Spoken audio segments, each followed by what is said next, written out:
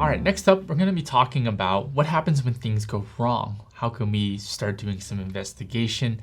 This is gonna bring us over to the shell. So there are two different ways in which we're able to access the shell. Let's first talk about the first way. We're gonna be taking a look here at the web console. Now to get here, it's pretty simple. You're gonna first select the specific environment that you're gonna be working with, either dev, UAT, or something else. Once you have that selected, you're just gonna head over here to the left-hand side. This is where you find services. Once you select the service that you wanna access, you'll then hit that shell tab. The screenshot here does a pretty good job of showing us that. Once you're there, there's a couple different things that you can do, right? You can take a look and see, hey, is our application deployed? Maybe there's some log files we want to take a look at. The shell helps us access that as well. And you can call a couple of different functions, whether you're trying to get some sort of data or trying to get a report. So this can all be done through the shell. And again, one of the ways in which we're able to access the shell is through the web console. Alternatively, another way in which you're able to access the shell is through the command line. So whichever operating system you're using, you can open up your command line, type this command here that you see on the screen, and once you have that, then you're on your way.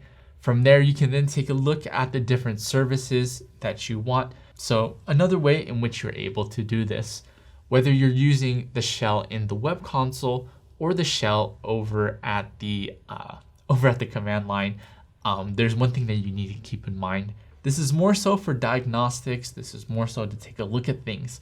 Whatever it is that you are doing within the shell is not permanent, right? So maybe you do a little change, you see the desired outcome, make sure you go and change it where it needs to be changed. Settings can be persisted. Otherwise, whatever you do in the shell is temporary. Once the service restarts, right, everything that you did is going to be gone as well. So just keep that in mind.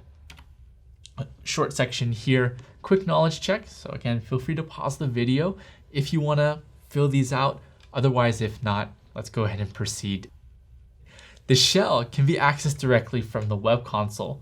Alternatively, we talked about the other way to access the shell is through the command line. You can use this command right here to access it. Again, whichever way you go, whatever you're doing behind the scenes with the shell is only going to be performed once. It's not permanent. So keep that in mind. It's very important. Otherwise, you're going to see things that you're probably not expecting. So we're going to be taking a look at an exercise pretty shortly here, but this wraps it up for this video, and I'll see you in the next video.